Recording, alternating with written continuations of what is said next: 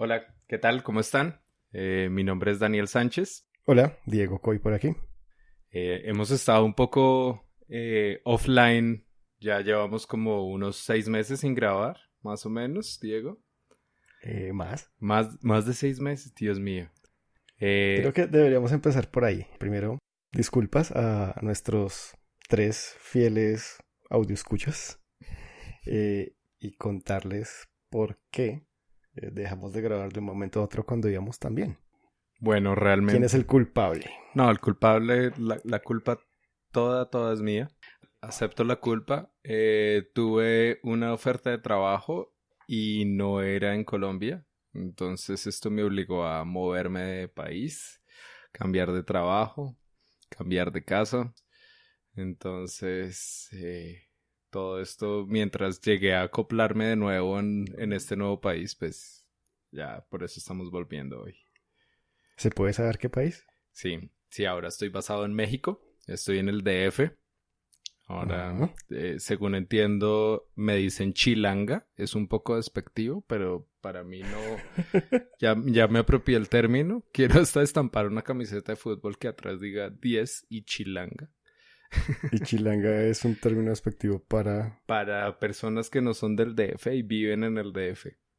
Ah, ok. Ok. Bien. ¿Y se puede saber qué empresa? Sí, entré a Google. A Google. ¿Y qué estás haciendo en Google? Ingresé como Customer Engineer regional. Entonces, la idea era apoyar a las empresas de la región a tener adopción de la nube, de tecnologías en la nube. Ok, recordemos que Daniel hizo un montón de certificaciones de Google Cloud, se convirtió en Google Developer Expert para GCP y días después entró a trabajar a Google, por lo cual dejó de ser Google Developer Expert, porque un GDE no puede trabajar en Google.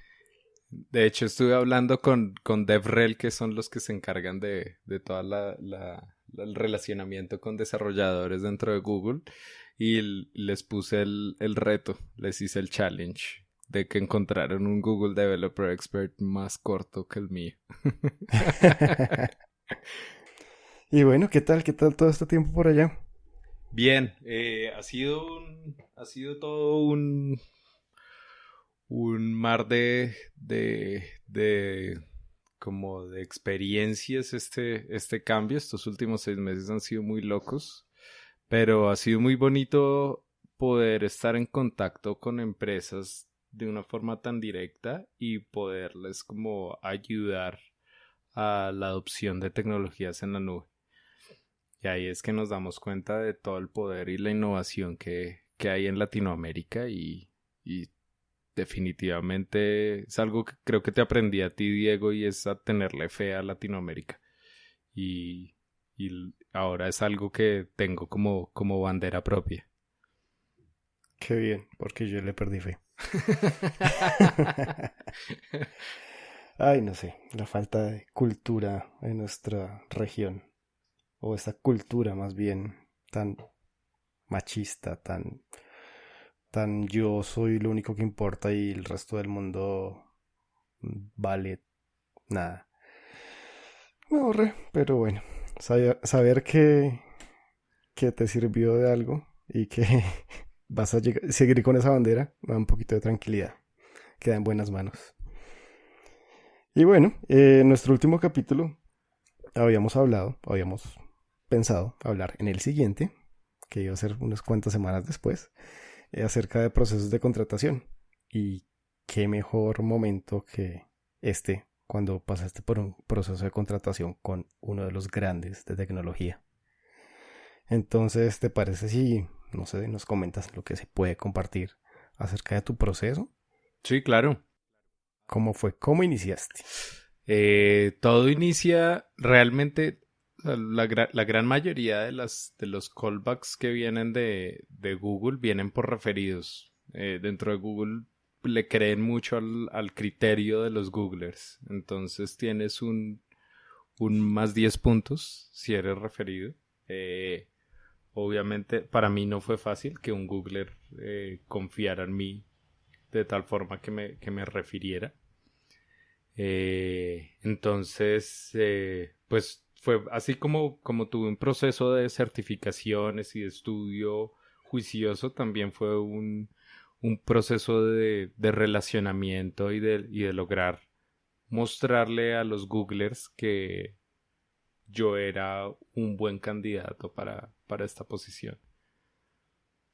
Ok, entonces en este momento, si yo, por ejemplo, conociera a alguien en Google México, por decir cualquier cosa, que me pudiera recomendar, tendría más opciones, tendría un pequeño pasito adelante en ese proceso. Sí, sí, sí el criterio interno es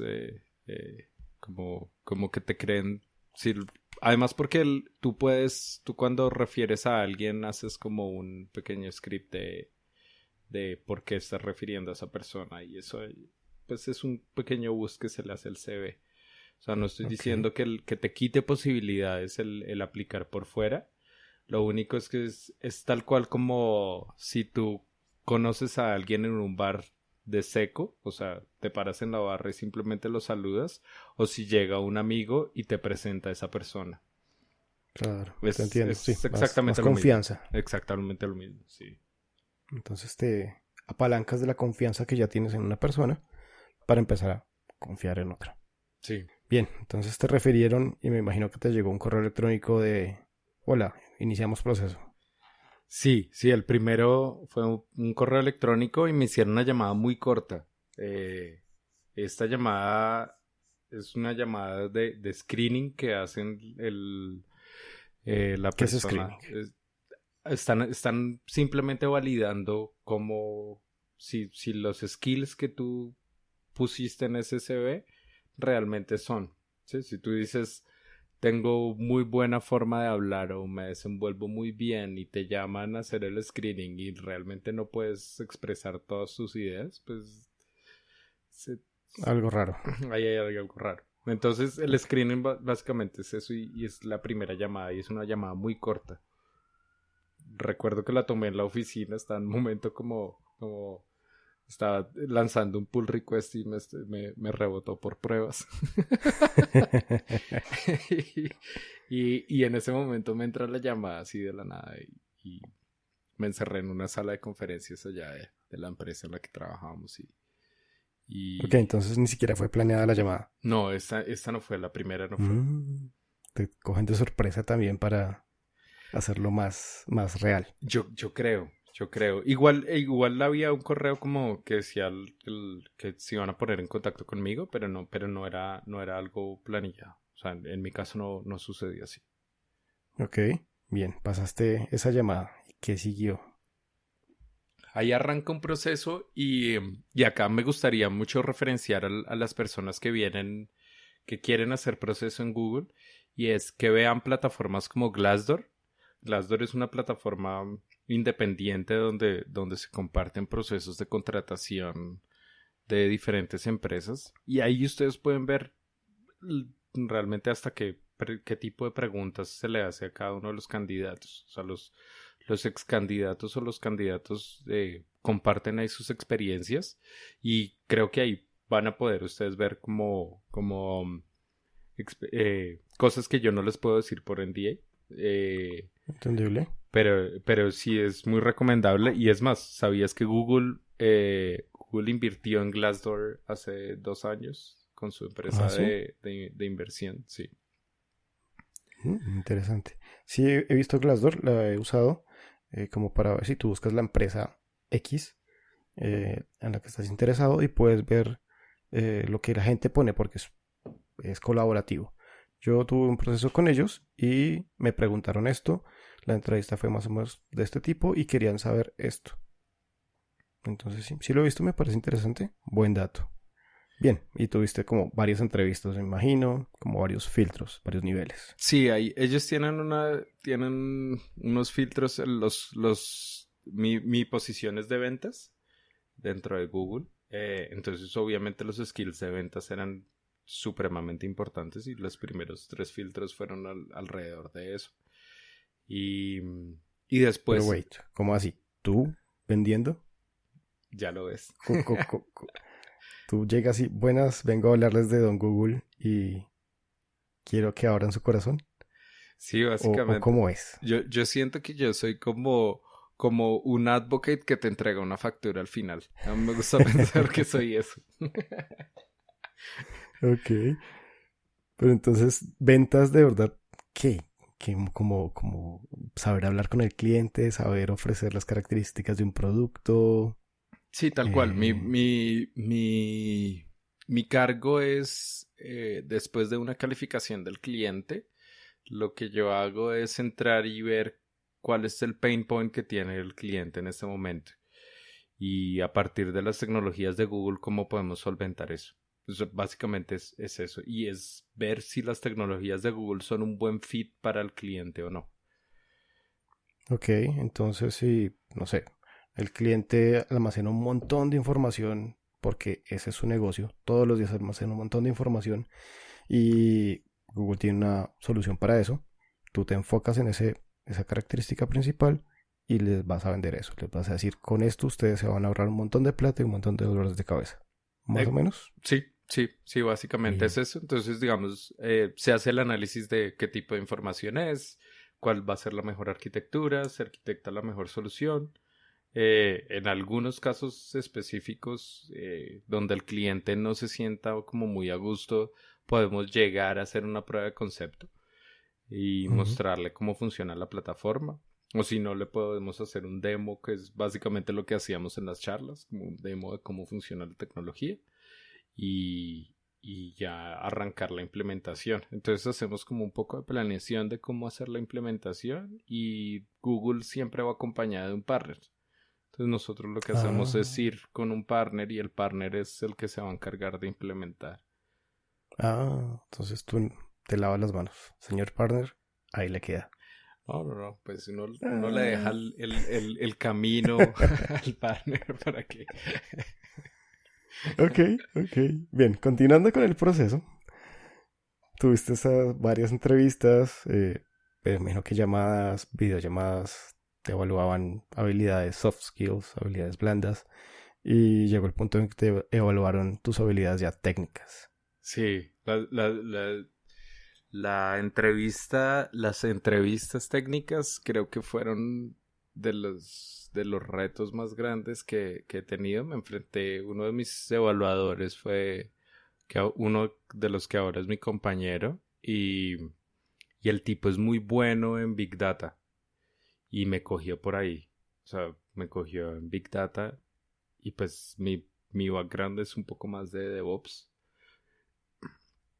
Entonces esto hizo que, o sea, el tipo, me acuerdo que tomé eso en una sala de llamadas y sentía el calor y empecé a sudar así porque ya el tipo me exprimió completamente, o sea, todo el conocimiento que yo tengo en sistemas de Big Data me lo preguntó, todo, todo. O sea, llegó un momento que le dije, ya no tengo nada Ya no sé más, más. ya, hasta acá llegué. Bien, y listo. Terminaste tus entrevistas y después, Después de la entrevista técnica va una entrevista ya de Googliness. ujú, ¿qué es Googling? Es como así. Googliness es saber si tú compartes la cultura de la empresa. Si eres una persona que hace fit con la cultura de la empresa. Y es que Google no es una empresa como cualquier otra. Sí. Google es muy estricto en su política de diversidad, inclusión y equidad. Y esto de un sentido muy amplio. No es como tan directo como tengo, no sé, 50-50 en distribución de género. No, es que si eres una persona trans y quieres salir del closet en la mitad de tu trabajo, eso no te puede generar a ti ningún issue para que tú puedas hacer tu trabajo como es.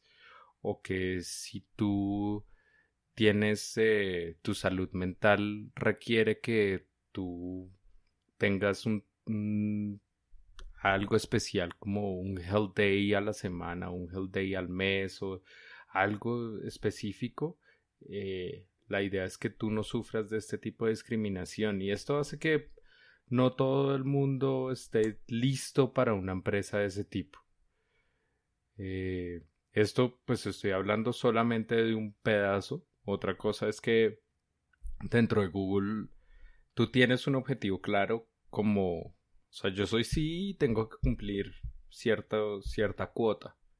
O sea, yo tengo que vender tanto, Sí. pero de ahí para adelante, eso es lo mínimo que se espera de mí dentro de este trabajo. Sin embargo, yo puedo hacer 1 millón de cosas más. Dentro de Google no hay limitantes. O sea, yo me puedo poner en contacto con la persona que sea dentro de la organización y arrancar un proyecto. Y nadie me va a decir que estoy distrayendo personas o que estoy llevando recursos donde no debe ser. O sea, eso me lo preguntaban de hecho en una entrevista esta semana y me decían, ¿qué tal? O sea, ¿usted cómo define su trabajo? O qué es lo que le ha gustado, qué es lo que le gusta de su trabajo. Y yo le dije que no he encontrado el límite. O sea, yo soy una persona muy apasionada por mi trabajo y no he encontrado el límite acá. O sea, no he encontrado el límite en esta empresa. Puedo hacer lo que quiera. Qué bien. Entonces, ¿eso tiene que ver con ese 20% que tienen para otros proyectos? Sí, sí, el 20% Project en este momento, digamos, te recomiendan no definirte exactamente por un 20% después hasta que cumplas al menos un año, Ujú. porque hay tantas cosas que hacer. O sea, yo arranqué y de una pensé en ese 20% y como, ¿qué quiero hacer de 20%? Y vi proyectos como de ONGs, vi proyectos de grupos de cultura, vi proyectos de mejorar la equidad, vi proyectos de impulsar startups dentro de Latinoamérica, he visto proyectos, entonces hay tantas cosas por hacer que en este momento digo, estoy ayudando un poquito en muchos, pero todavía no he sido capaz de cazar mi 20% de mi tiempo en algo específico. Qué bien, no estás limitado, no te cortan las alas como suele pasar en Exacto. muchas otras empresas. Pero bueno, venimos de un mundo de empresas pequeñas y la idea es escalar y llegar al punto en el que estás, en donde hay una empresa que de verdad se preocupa por tu bienestar y por aprovechar todo tu potencial, no solo para lo que te contrataron, sino para todo lo que puedes hacer, todo lo que puedes dar como persona. Sí, eso es lo más bonito de Google como empresa. Y creo que eso es como lo que realmente me llena a mí de felicidad, porque yo digo, yo podría estar vendiendo en o sea, en muchas otras empresas. Ya había tenido esta posición de ventas en otras empresas, pero el gran diferencial es eso, es cómo te puedes tú retar a ti mismo para lograr cosas diferentes. Y yo creo que eso es parte del googling, es hacer fit con eso.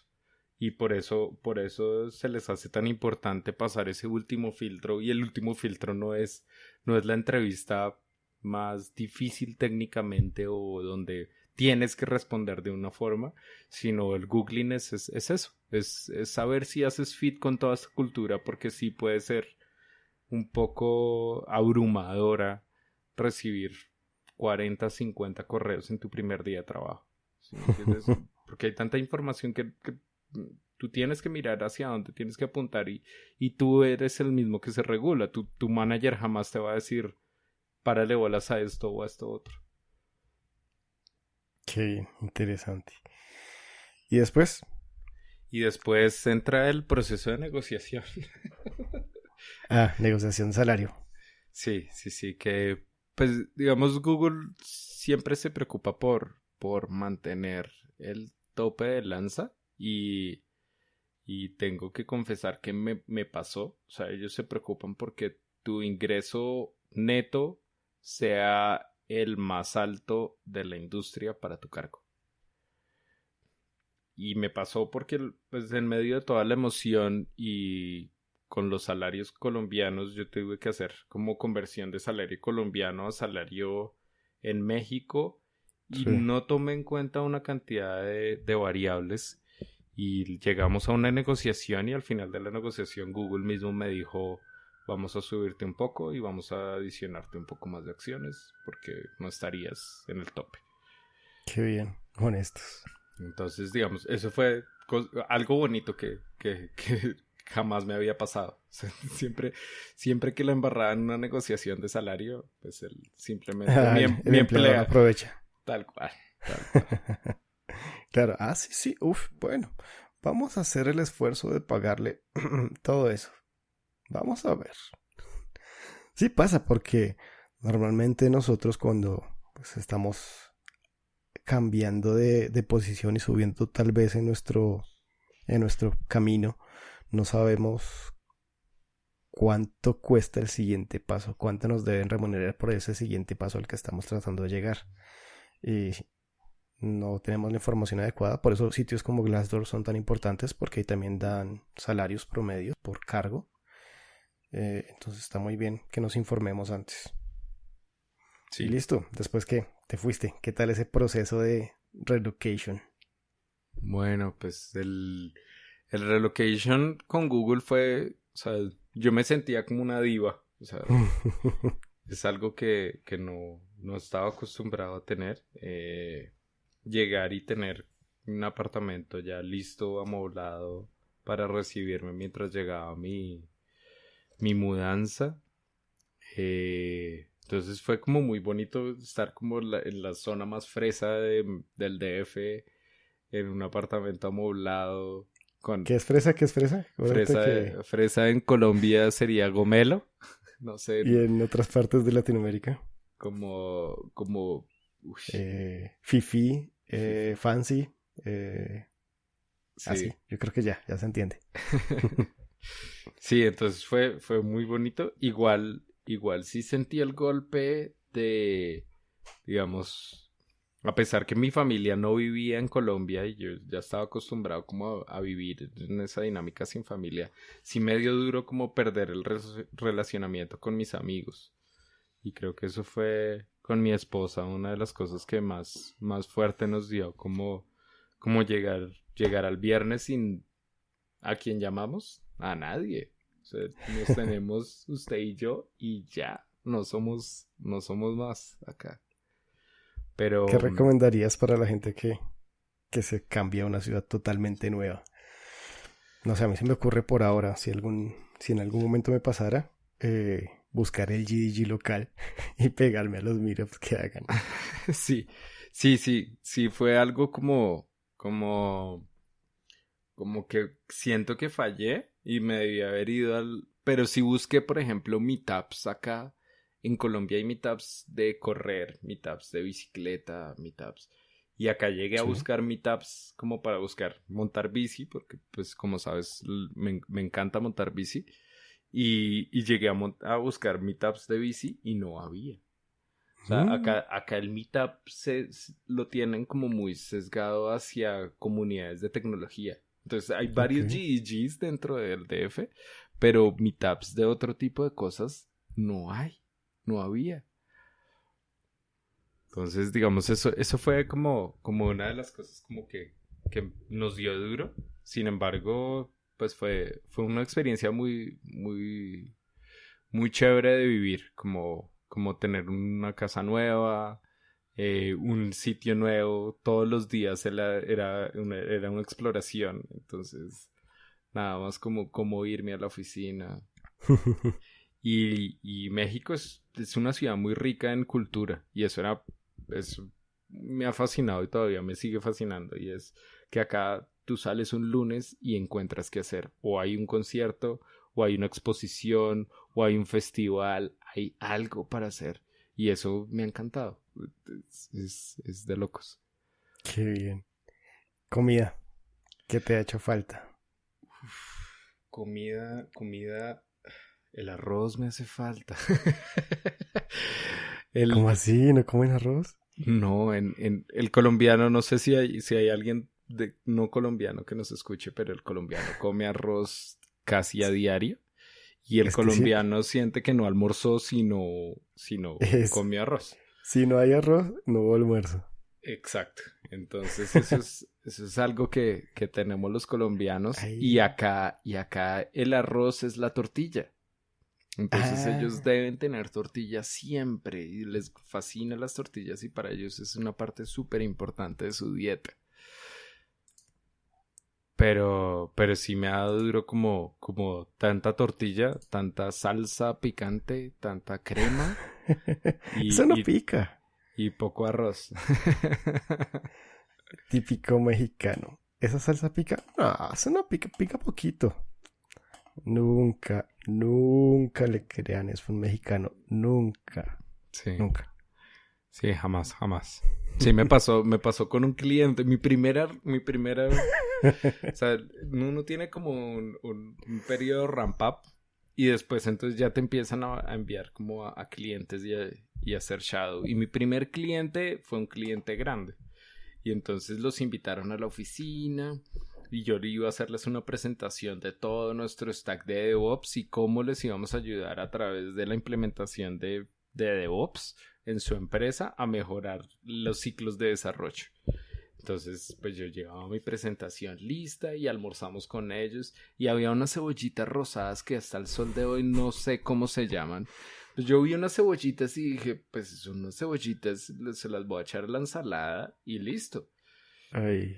Y empecé a comer y cuando me como las cebollitas y me pico, pero me pico, Diego, es que ha sido la peor picada de mi vida. Ay. O sea, yo estaba sudando, estaba rojo, se me escurrían los mocos. No, yo no sabía qué hacer, no tenía ni idea qué hacer. Y yo con el cliente al frente, y claro, pues era la primera, tenía a mi manager al lado, a un compañero al No. otro, y yo sentía como que debía mostrarme como muy seguro, entonces tampoco fui capaz de Nada, decirles cómo nada de estoy llorar. picado. No. Pasaron 2 horas y yo todavía estaba picado. O sea, hice esa presentación y me lloraban los ojos Ah, todavía. todavía no habías hablado. Oh, Dios. O sea, No. esa fue mi experiencia con las cebollitas rosadas. Y todavía no sabes cómo se llaman. No tengo ni idea. Entonces, lo peor es que si me las vuelven a ofrecer, podría decir que sí. Ah, muy bien. Ah, bueno, pues sinceramente me alegra muchísimo que estés allá, que hayas conseguido este logro, llegar a trabajar en esta empresa tan grande y que estés haciendo pues esto que te hace feliz. Y nada, pues se sacrificó el podcast durante un tiempo, me entristeció, nos entristeció mucho, pero lo vale, vale la pena porque estás allá. Gracias, gracias. No, y la idea es volver a retomar. Yo siento que lo bueno, lo malo y lo feo de la tecnología esta semana es una sección que realmente extraño hacer. Cada vez que hay una caída de tecnología, pienso en él como esto sería lo feo de esta semana.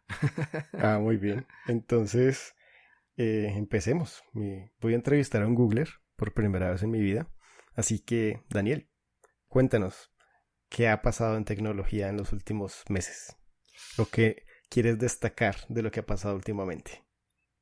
Digamos, de lo bueno, arrancaría yo con lo bueno y es Knative. Knative es una iniciativa open source Ya de con el K me imagino Kubernetes.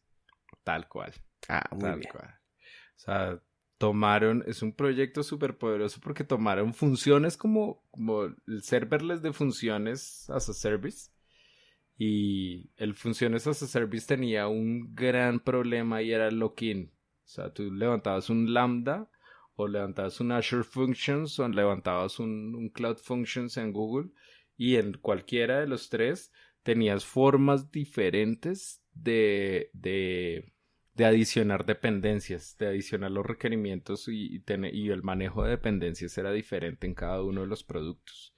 Entonces esto hacía que la migración no fuera tan sencilla, sobre todo si tu función no era tan trivial. Entonces, Knative es una iniciativa de generar un contenedor debajo de una función que tiene un trigger HTTP. Entonces Wow. puedes generar una función tal cual como la generabas antiguamente en cualquiera de estos productos, pero por debajo hay un contenedor corriendo sobre Kubernetes. Entonces la idea es que el vendor, ya sea Google, sea Azure, sea AWS, pueda mantener, o sea, administrar ellos el clúster de Kubernetes y tú correr simplemente tu función y así vas a poder tener, digamos, funciones as a service en alta disponibilidad en nubes híbridas o en despliegues híbridos. Wow. Este contenedor entonces va a ser estándar. Yo voy a poder utilizarlo en cualquiera de los vendors sin ningún problema porque todo va a ser estándar. Exacto, es un contenedor es un contenedor tipo Docker funcionando sobre el orquestador de Kubernetes. Entonces, pues, digamos en este momento Google tiene como servicio Cloud Run, se llama el servicio administrado de Google, y Google tiene dos sabores de Cloud Run. Entonces en Cloud Run puedes tener tú levantar tu clúster de Kubernetes y administrar tu infraestructura y sobre ese clúster de Kubernetes montar tu función sobre Knative. Entonces, ¿qué es lo que haces? Tú lo que vas a pagar es la infraestructura de tu clúster. O la otra forma, el otro sabor es ellos tienen su propio clúster y tú pones tu contenedor sobre su clúster, sobre el clúster administrado de Google. Entonces solamente vas a pagar por llamado de esa función. Y lo más bonito es que puedes, o sea, ahí ya con ese mismo despliegue, si tienes un clúster en AWS, pues lo vas a poder hacer. Por ejemplo, Red Hat está metiéndole durísimo a este proyecto.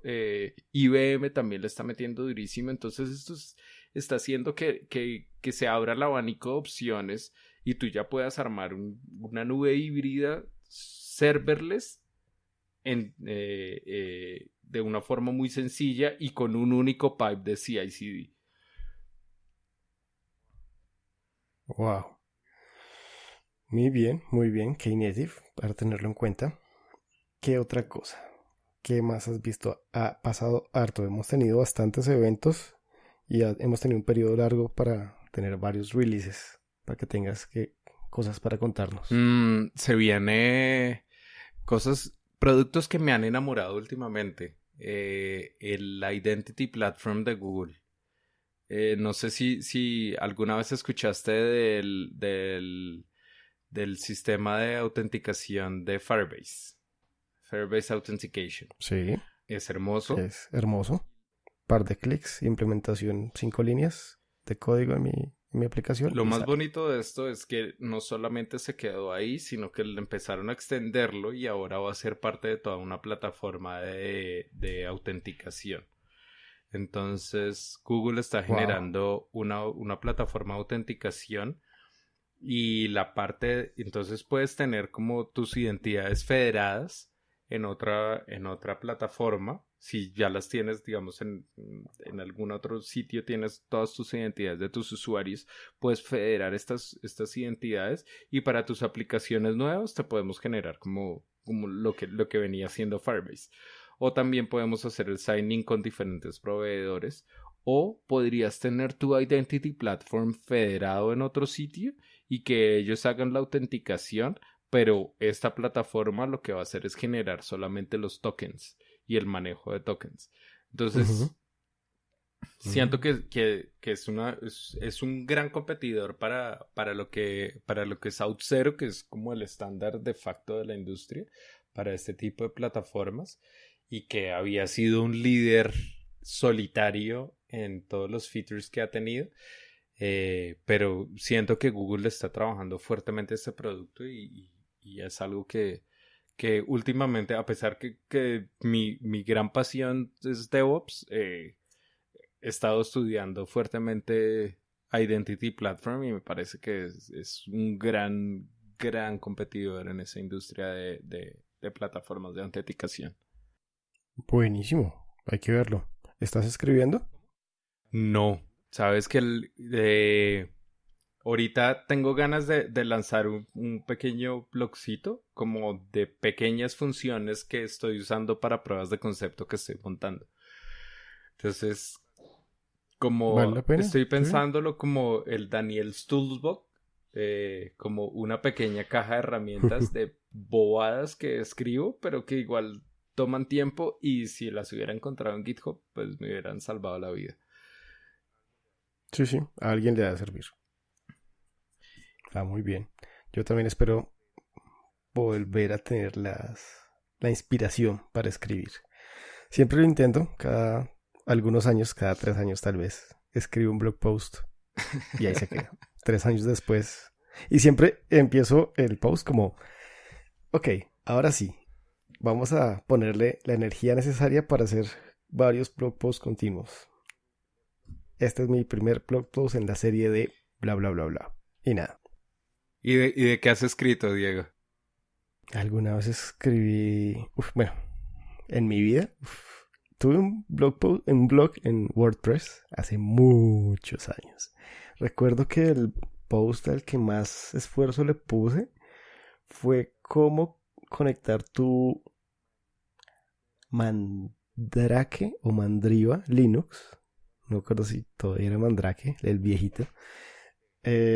A ETB. ETB, un proveedor local de internet en Colombia.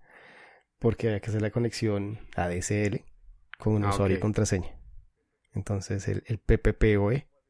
Entonces, ¿cómo hacer esa configuración? Porque yo tendría tal vez 16 años, 17 años en esa época. Buscaba en internet nada de información porque pues Linux, difícil para esa época tener información, bastante información fácilmente accesible.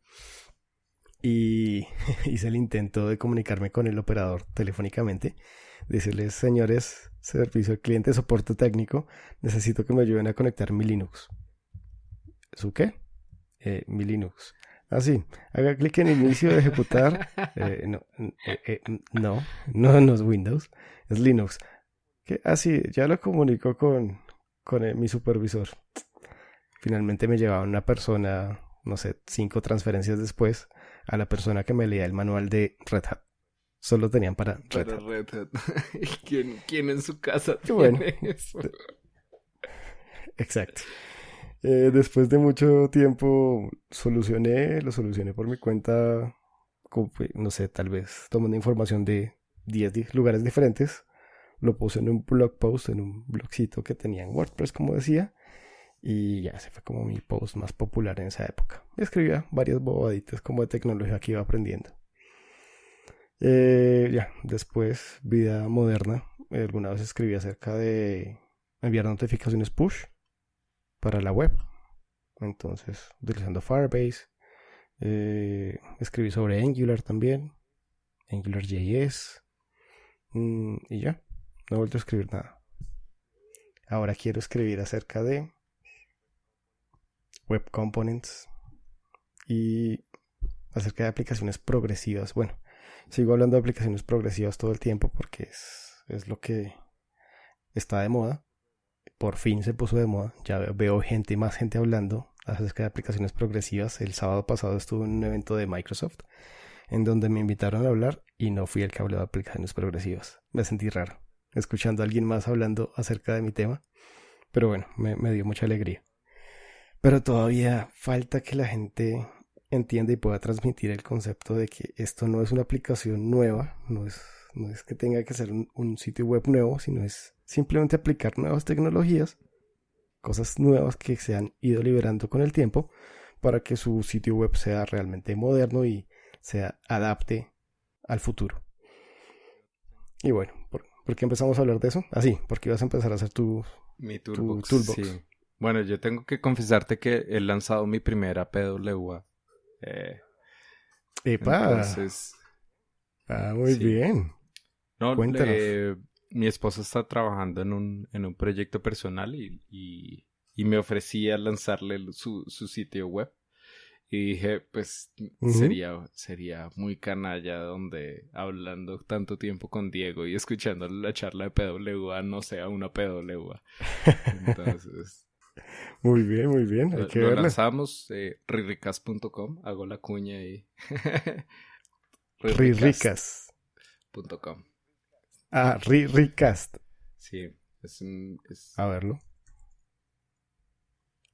Riricast. Riricast.com. Vamos a ver qué tan progresiva es. Ok, sí. Polymer, muy bien. Tengo que aceptar que me ha dado bien duro el desarrollo web. He tenido que estudiar bastante para entender nada más cómo hacerle cambios a esa plantilla que utilicé, pero sí ha sido como un reto bien bonito después de escuchar tantas charlas tuyas de desarrollo web, como estar ya metiéndole mano a esto y decir, de esto que era que hablaba Diego. Entonces Ya sí ha tiene sido muy sentido. enriquecedor y sí me ha gustado bastante. Entonces espero que cuando Bueno, esto salga al aire ya la página esté como que no se note que sea una plantilla. ya no Sí. diga Lorem Ipsum. Está muy bien, puedo confirmar que funciona offline.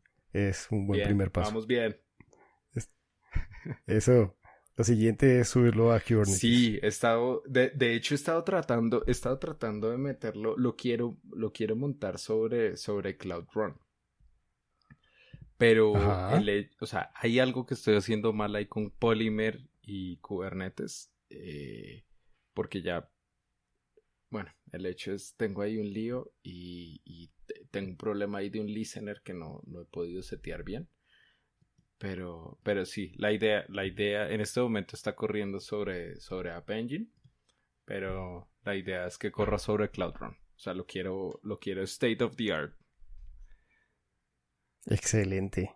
Muy bien. Ahí nos irás contando. Sí, sí, sí. Bien, volviendo a anuncios y temas interesantes que han pasado por el lado de cloud, porque hoy estamos entrevistando a Googler. Eh, ¿Qué piensas de Antos? Antos es la gran apuesta de Google. Mi lectura personal y esto es como quiero hacer la claridad por si algún Googler está escuchando esto. Son esto es mi concepto personal y no corresponde a los Mis opiniones no las de mi exacto, empleador. exacto, tal cual eso. Antos es la gran apuesta de Google por tomarse el mercado y por tomarse llegar al liderazgo de nube sin tener que recorrer exactamente los mismos pasos de los otros dos vendors que van más adelante. Como saben, AWS y Microsoft están más adelante que Google en el en porcentaje de mercado. Y yo siento que Google inicialmente su estrategia fue seguir los pasos de AWS y de tratar de empezar a luchar feature versus feature y se dieron cuenta que Microsoft, a pesar de no estar ganando en feature versus feature, se estaba tomando el mercado simplemente por su base instalada. Entonces se dieron cuenta que tenían que cambiar la estrategia y creo que el mundo multicloud fue la gran respuesta y utilizar o explotar esa gran experiencia que tiene Google sobre contenedores fue la respuesta de Antos. ¿Qué es Antos, Antos? Defínelo en poquitas palabras para los que no somos expertos en cloud, pero queremos como conocer y entender Antos un es una poquitico. plataforma para, desde un solo lugar, administrar toda tu infraestructura, ya sea en on-premise, o sea, en un data center propio o en servidores propios, o en otras nubes o en Google. Entonces, la Bien. visión de Google es que todos vamos a tener workloads en diferentes lugares. La persona que compró servidores hace 3 años no los va a botar a la caneca. La persona que hizo un commit con AWS por 3 años, pues no va a pagar no va a pagar 2 años por simplemente salirse de AWS. Entonces, la visión es que va a haber un mundo multicloud, pero al tener un mundo multicloud o multiambiente, lo que termina pasando es que la carga operacional se vuelve a crecer, que era lo que queríamos quitar con la nube. Cuando llegó la Sí. nube, la idea era que no tuvieras tanta operación como la tenías cuando te tenías el mundo on-premise. Pero si empiezas a meter uno, dos, tres vendors, ¿qué termina pasando? Pues que la operación se te triplica. Entonces, la idea de Antos es tener en un lugar centralizado la administración de todos tus ambientes. para que tu operación sea única, no 3 veces. Excelente. Muy, muy interesante. Cuando lo anunciaron me pareció súper. Partimos el mundo un antes y un después desde este producto.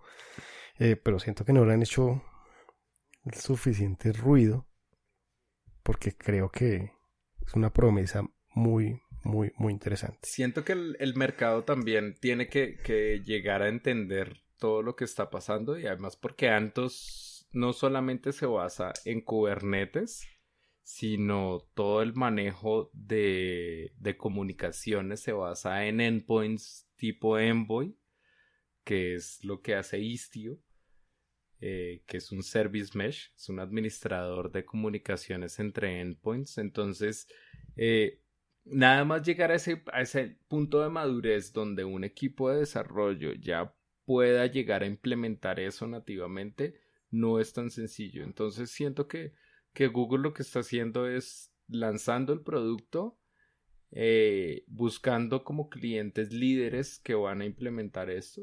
Por ejemplo, ya abiertamente HSBC está utilizándolo.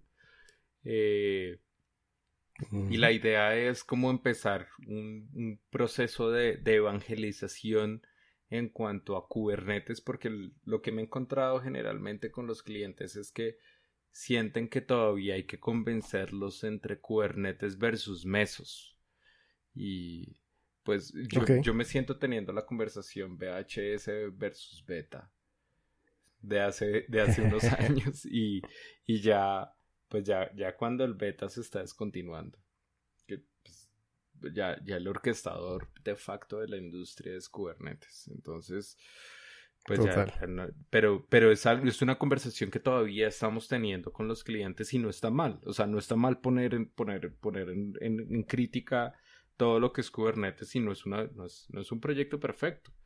Pero pues es el proyecto de mayor adopción en el mundo y eso ya te da alguna seguridad. Pero entonces sí siento que Google Sí. lo que ha hecho es como un trabajo como de adopción lento porque si no es algo que te puedes pasar en un solo bocado.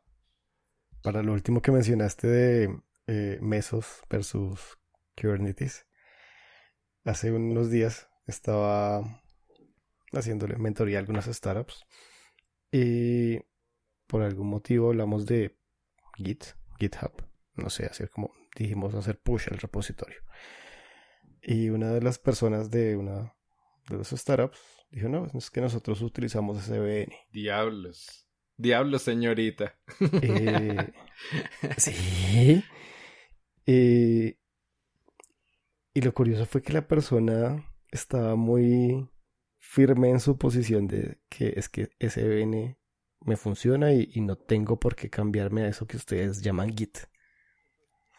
Entonces sí, se va a encontrar esa negación a utilizar lo que usa la industria como de facto, como en este momento Git es el version control de facto que todo el mundo usa. Pero siempre va a haber alguien. Sí, tal cual, tal cual. Y pues tampoco podemos llegar a juzgar ese tipo de posturas. Igual, el long play volvió. El vinilo volvió a la industria y ahora es más costoso que un CD, entonces eh, creo que tampoco podemos llegar a juzgar esas posturas por de pronto están en lo correcto. Sin embargo, pues yo siempre he sido del firme pensamiento de la ley del menor esfuerzo, de hay que hacer lo más fácil y lo más eficiente que se pueda. De acuerdo.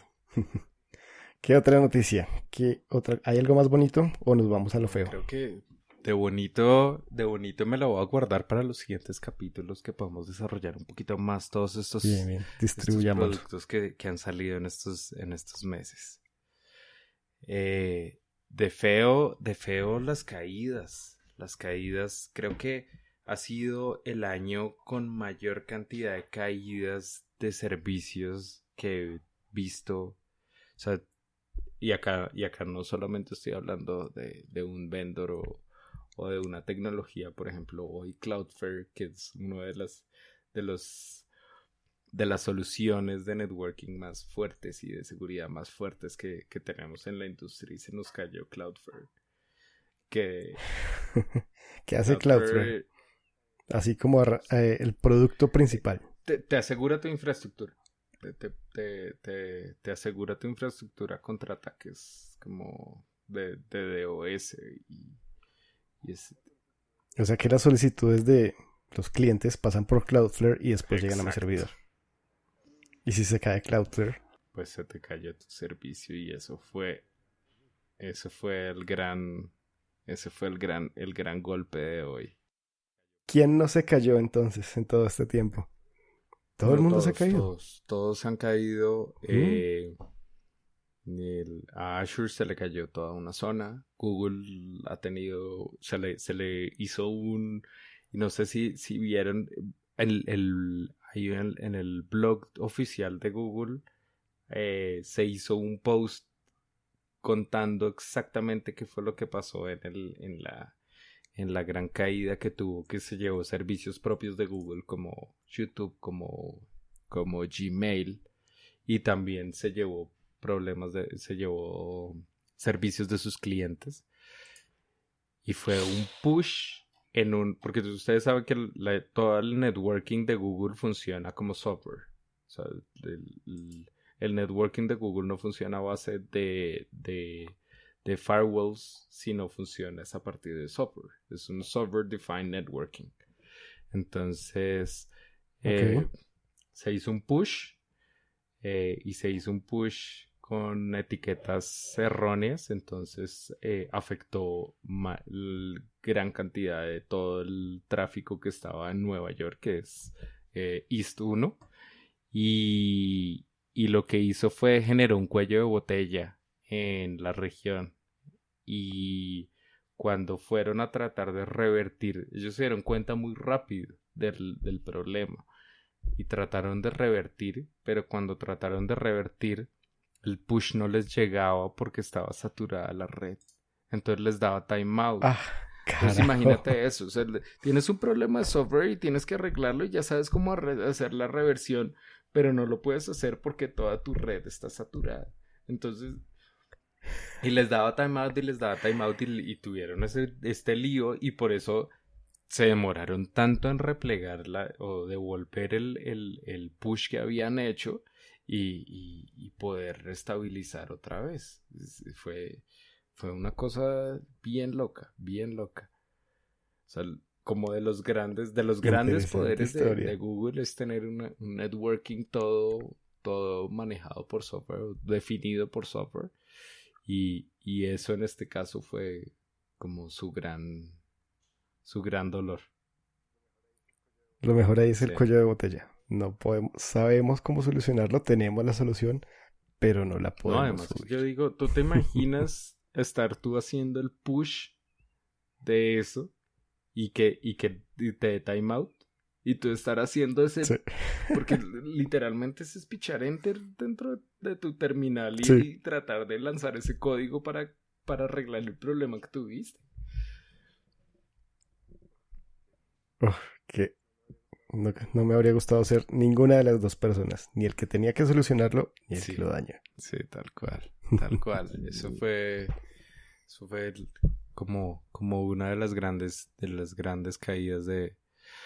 Pero sí, este año no ha sido un buen año para los SREs, los ingenieros de confiabilidad de sitio, que sería la traducción directa de un SRE. Que son las personas que se encargan que un sitio esté up and running, funcionando bien. Y son los que le validan a un cliente que el SLA se le cumpla. Y si no ha sido un buen año para ellos en ningún campo. O sea,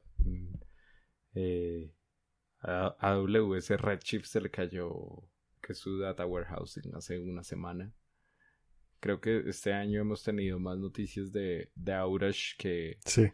De hecho, estaba viendo, te comentaba sobre el número, y este año, o sea, de enero a junio, hemos tenido más outage en la industria que el año pasado en todo el año. En medio año ya superamos a 2018. Exacto. Wow. ¿A qué se puede ver? ¿Hay algún factor que puedas ver más o menos? ¿O simplemente entre más confiamos en la infraestructura arriba, más abiertos estamos a este tipo de fallas? ¿O simplemente casualidad? No, yo creo que había algo claro al comienzo de 2019 y es que el 2019 va a ser un año determinante para la guerra de los clouds. Sí. Y eso los vendors lo tienen súper claro.